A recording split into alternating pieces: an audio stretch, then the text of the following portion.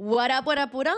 Welcome to Bleav in Rams, presented by FanDuel. Erin Coscarelli back with you, joined by my co-host, Super Bowl champion, 11-year veteran, offensive tackle, Rob Havenstein. And Rob, we've got ourselves one of probably going to be my favorite guest during the offseason. He is the man that keeps everybody upright, essentially. Reggie Scott is the senior vice president for the Rams, their sports medicine and performance department. First of all, Long hi. Thank you for even making the time. How are you doing, Reggie? I'm doing great, doing wonderful. Thanks for having me, Aaron. Rob, always great to hang out with my guy. So Absolutely, Reg. this is awesome. Yeah, no, it was great to hear the title. You know, I know it changes on a weekly basis now, and That's but the first joke of many by Rob. oh He's yeah, still, got he's still to. pushing them. But you know, just being the senior vice president of sports medicine and performance, what does that entail for the people who don't know? Obviously, I know. You know, I've lived it for 11 years. You've been here the whole time I have, and you know, you've outlasted me. But like, tell everyone, what do you do? What does that mean? What roles are you in? Yeah. So kind of my day to day. So you look at it from a tactical standpoint, these guys got to prepare and get ready to play football games tactically with their coaches, right? Outside of tactical, call it your performance in medical space. It's everything non-tactical. So strength and conditioning, nutrition, kind of we call it sports science. We call it performance science here, which is on the field management and kind of looking at all the metrics. Obviously, the medical, the athletic training room, mental health clinicians, doctors, the ecosystem that really sits around the players from day in and day out that helps maximize their health, wellness, performance. I oversee those departments, and my job is, quite frankly, to make sure that that ecosystem is at its best every single day. Medically, the guys are getting everything they need from a return to play, rehabilitation, treatment, preparation for the game, strength and conditioning. Make sure these guys are maximize their adaptation to prepare for. Call it what it is the day in and day outs of football demands. Nutritionally, how are we preparing these guys' bodies from a nutritional standpoint?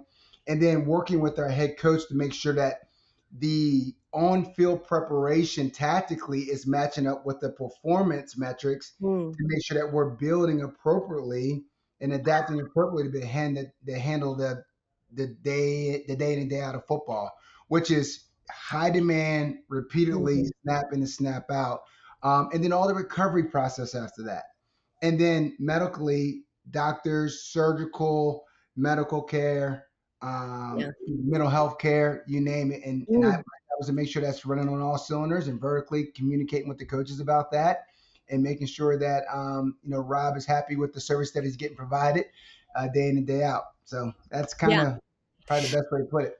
But that's a great way. So your job, because we want to give people at home sort of a lens into what you do with a guy like Rob or your players.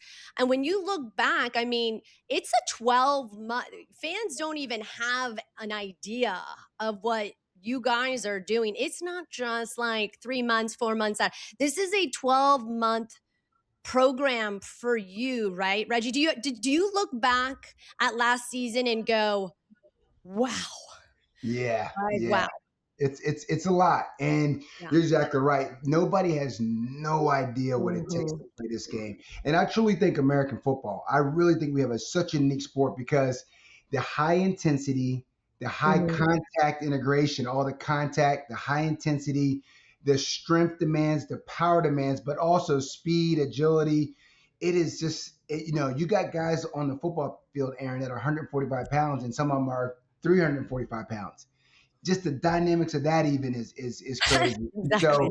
So what it takes for these guys to go out there and play repeated football and stay available is unreal. And it takes an ecosystem daily to make sure that it's a healthy ecosystem to give these guys a chance to go out there and play. How many years did you play, Rob? Right? 11 years. I mean, that is such a blessing, and that is not easy to do. Not easy. Yeah.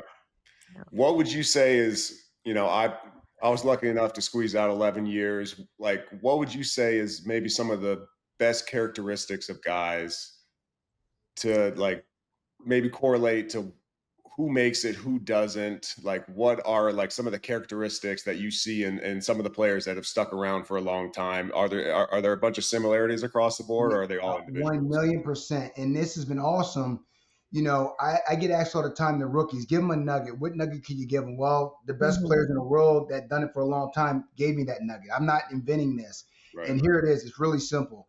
The Rob Havensteins, the Matthew Staffords, the Aaron Donalds, the guys that done it the best in the world, they develop the most consistent schedule quickly and early in their career. The Mm. guys that have the Mm. most regimented schedule that does not deviate based off of circumstance, does not deviate based off of the environment. I mean, just the best, most consistent guys tend to Mm. play the longest. So that's one. The second thing is, Coach always says the game honors toughness. Sure. It's the truth. These guys that make it are tough. And it is, Aaron, it's amazing with this game, the mental toughness you need. And it's not like the game toughness. It's Mhm. the day in and day out of regimen, what it takes to be prepared to play. You got to be you got to have some mental toughness and mental stamina to handle this business. So I Mm. think that mental mindset and stamina, I think that schedule and that consistency.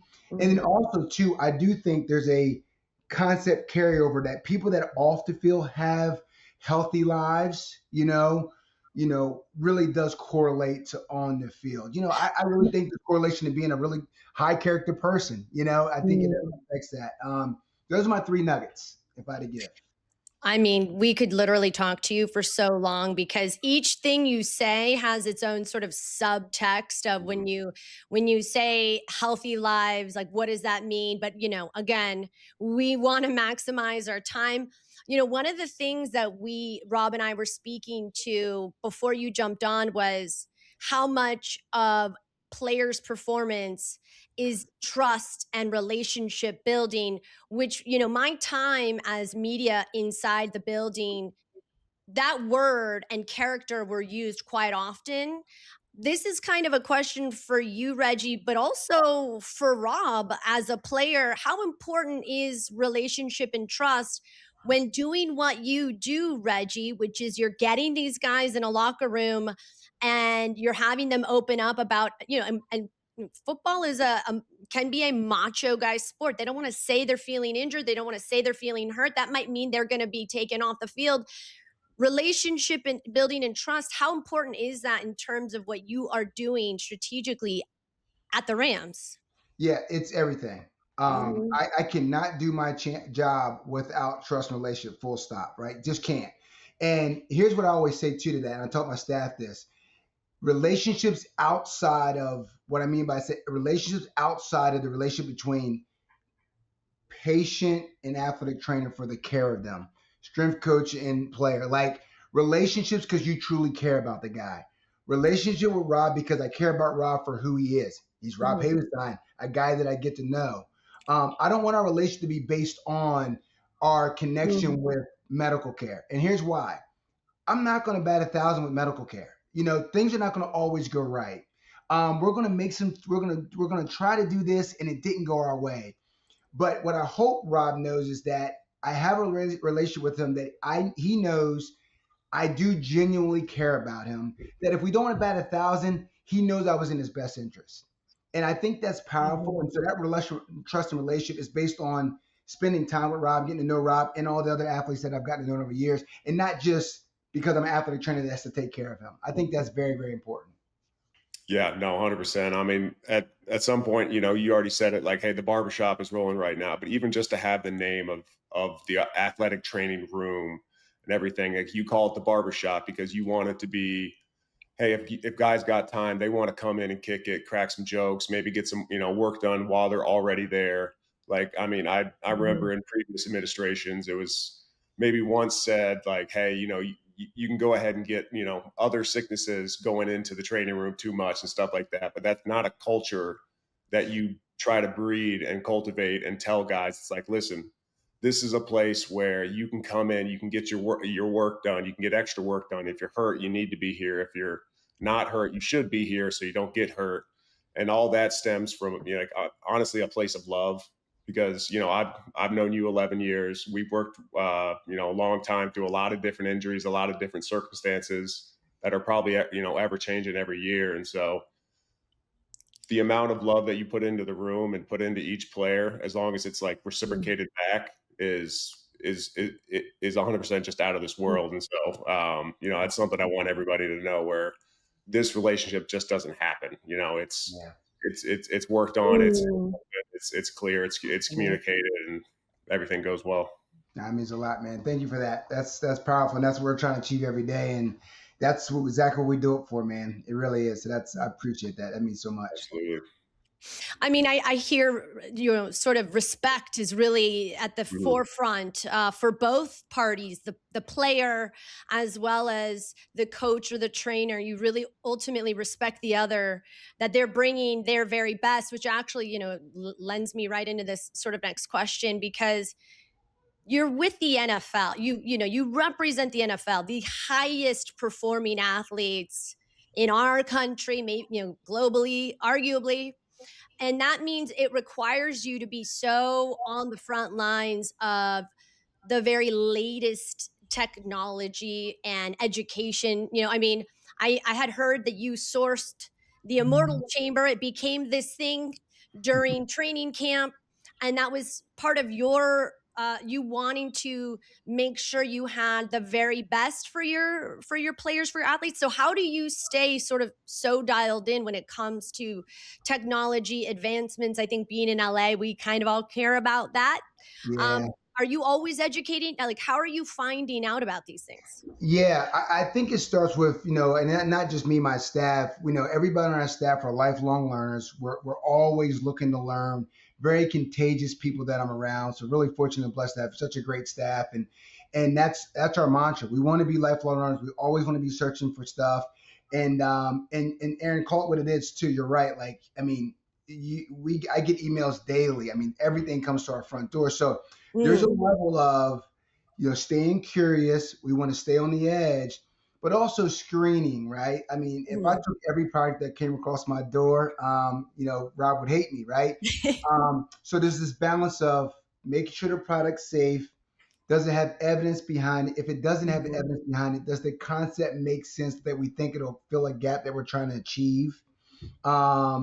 And then it's player feedback. I can go to the right people and say, is this product truly giving the benefits we're trying to get? So to Erin, your question, there is a stay curious, stay contagious, but then a framework that we got to make sure we follow to make sure we're screening and bringing the best products in, because I don't want to bring bad products in either. And then taking that steps, and then if something's not good, guess what you do? We purge. If something's great, buy 3 of them.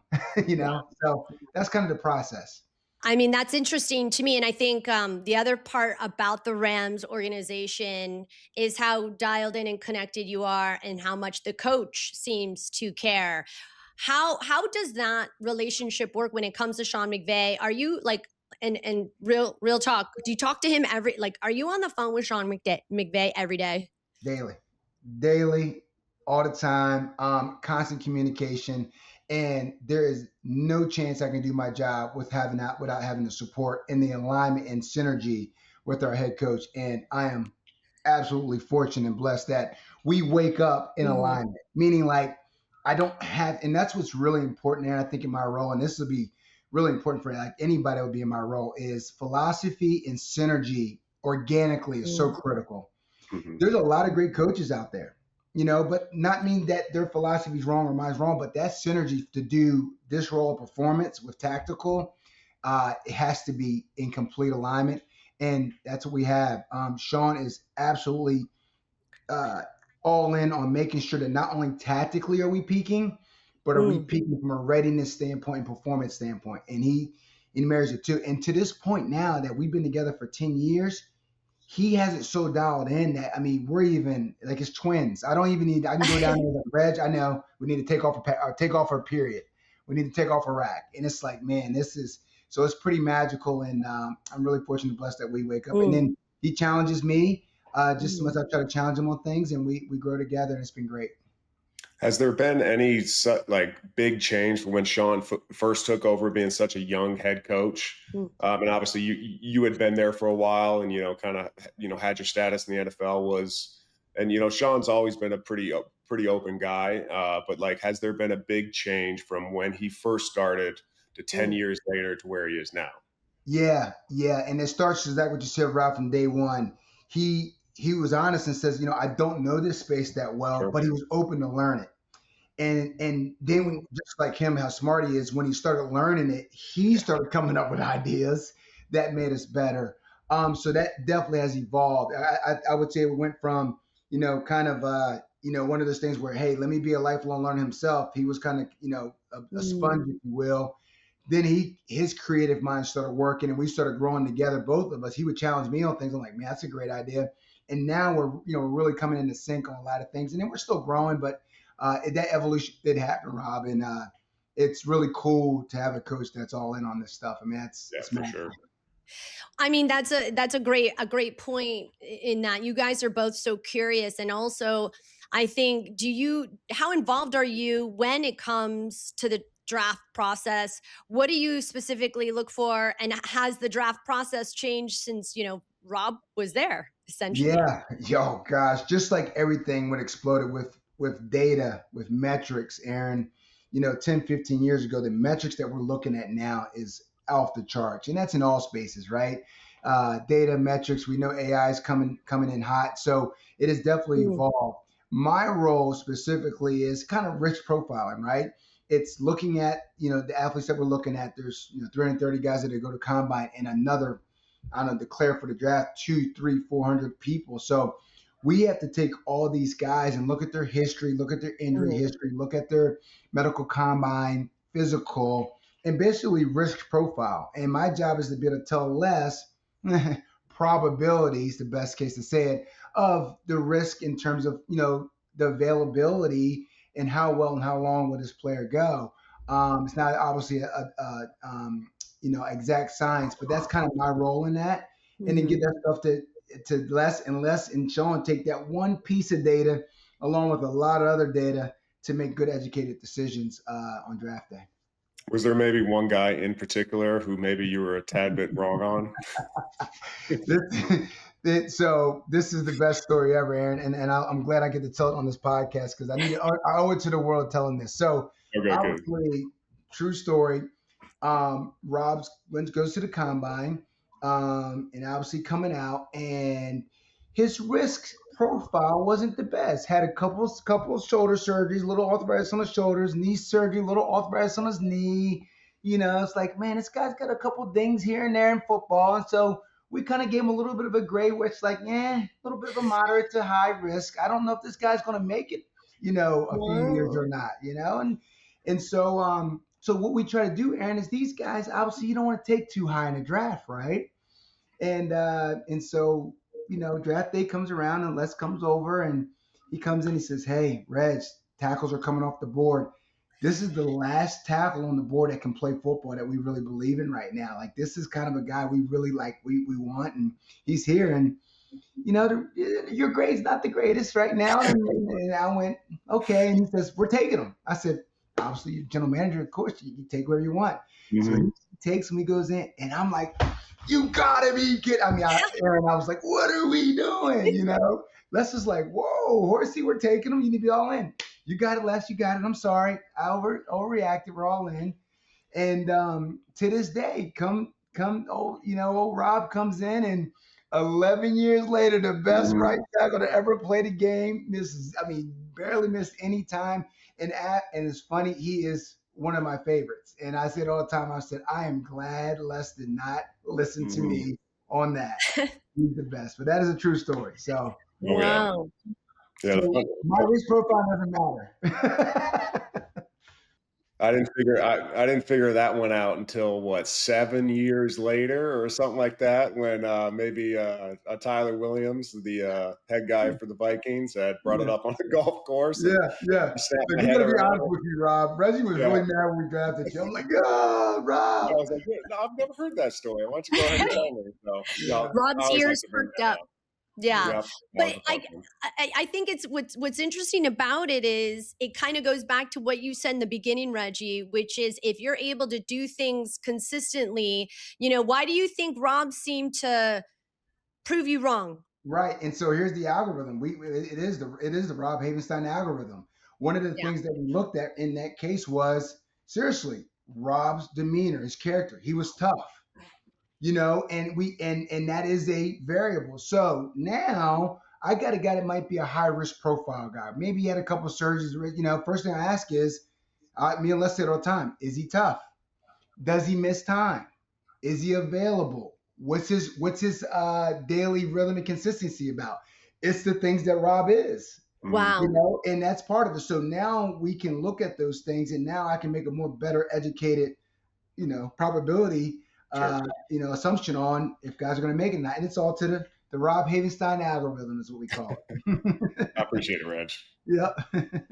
I mean, that's really cool because it just, again, it's curiosity and it's just taking the data. I mean, Rob effectively changed your perspective on what matters most to the Rams, right? It's high character, hard work. It just seems like Rob really, after 11 years, the longest tenured Ram, with how long he had been there before he retired, he effectively changed the organization and how you now evaluate who you draft and who you want in terms of what's an additive to the overall sort of ethos of the team. That's cool. So well said, and you're exactly right. Wow. I'll call them legacy guys, right? And Rob just didn't leave a legacy in the locker room, but he left a legacy with us. You're exactly right, and it does. It's true. Like you, it's hard to put metrics on that, Aaron. But what we are learning is the human can really supersede a lot of metrics, right? Mm-hmm. So we might have all this data and say, oh, this is the draft, but it's like, find out about the human too, because it's cool, and so that's what we learned from that. So I appreciate that, Rob. Which is why the last couple years I gave you guys no data.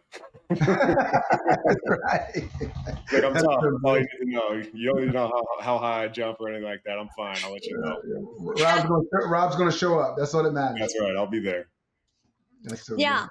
And he was just so important. I mean, in my time in the locker room, the men would just talk about wanting to learn from guys like Rob, and then Rob would really talk about wanting to learn from guys like Andrew Whitworth. And it seems like you said, like having positive role models in the locker room far exceeds the talent of what someone can do on a football field.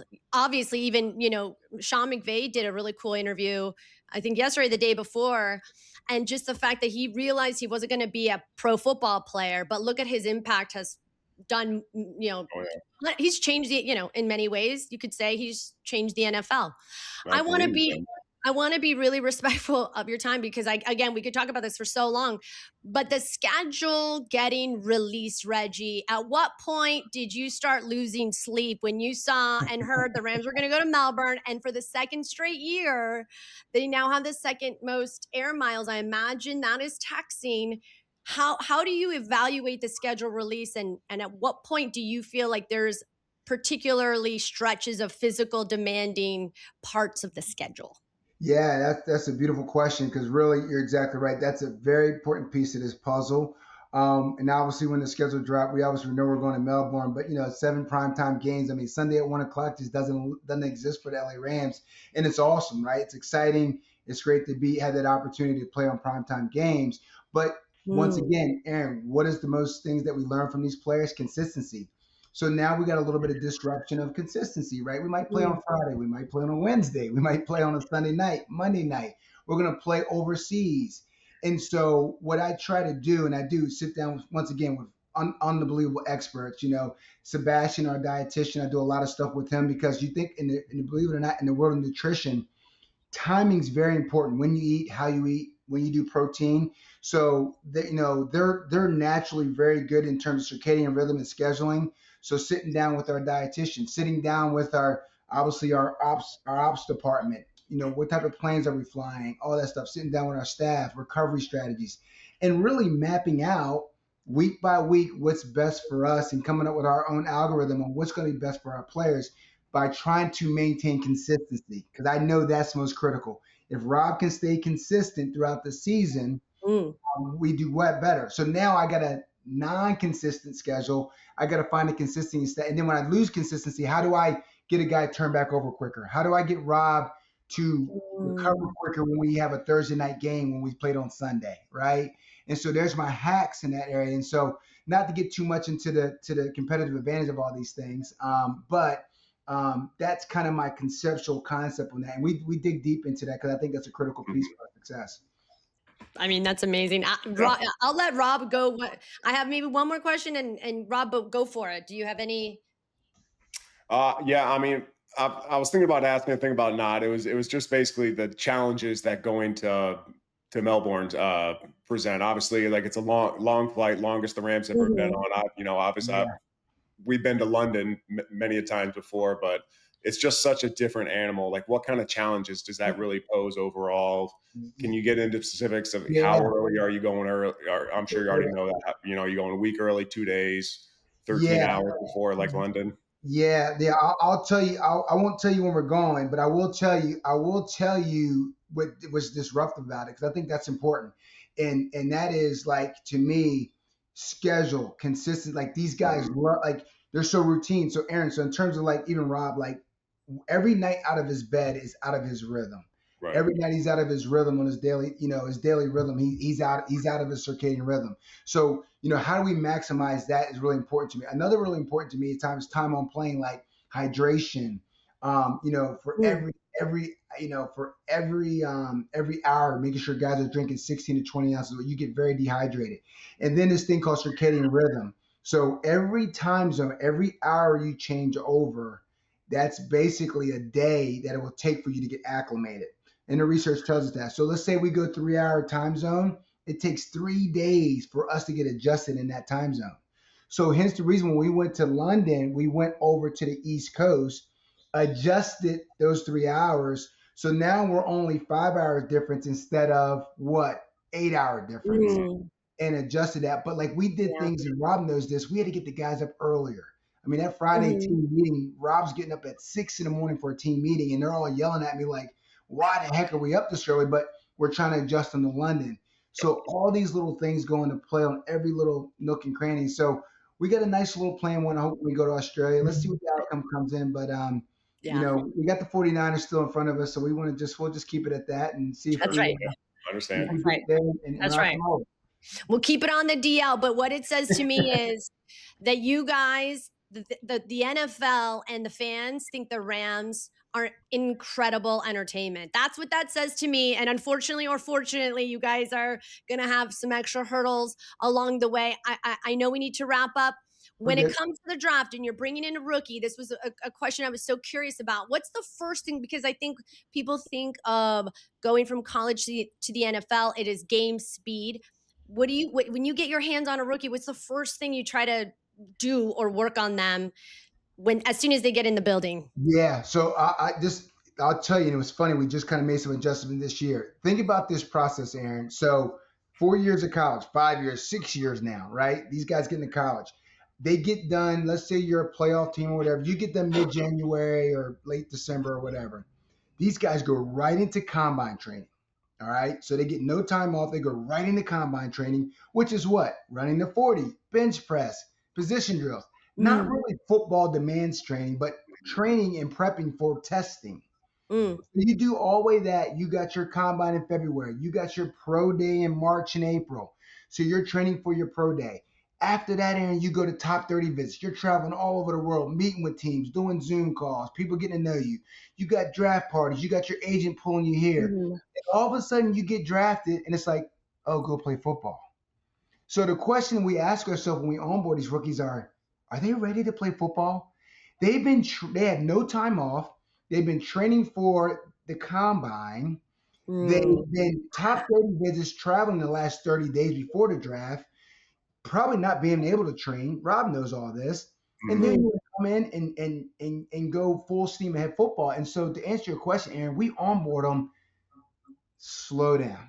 Let's get you back in football shape. Let's take a deep breath. Let's methodically try to get you onboarded because, and oh, by the way, this game's 100 more miles per hour than it is in college, like it or not.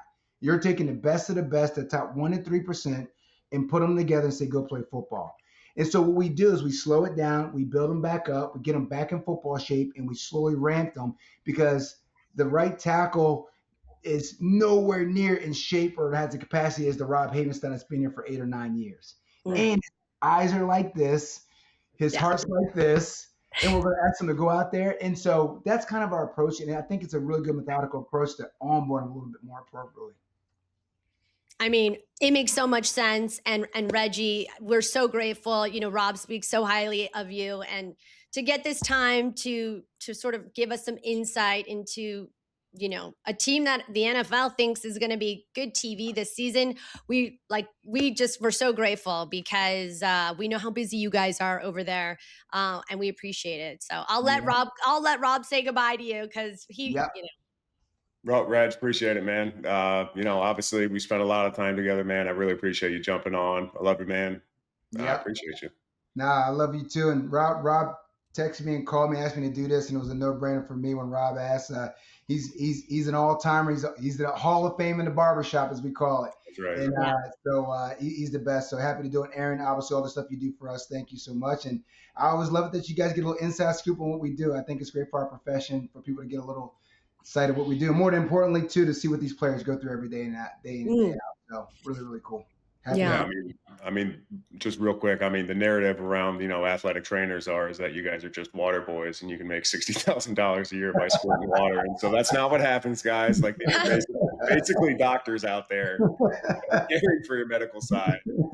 Squirting water in somebody's mouth is just a little thing they do on Sundays. So I just wanted to make that clear for everybody. Small little piece at it, no doubt. Yeah, we probably do that the worst. Usually, how about this one?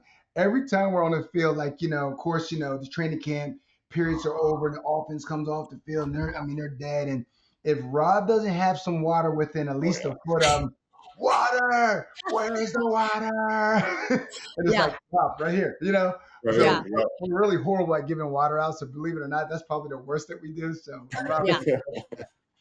well, you guys had a gauntlet of a season. When I saw the conditions in Chicago, I was like, they don't get paid enough. So we are happy to give the flowers and the credit to the entire NFL organization, but just getting a glimpse into what you guys do, how hard Rob has worked over the course of his career, and just being, you know, fans of the game.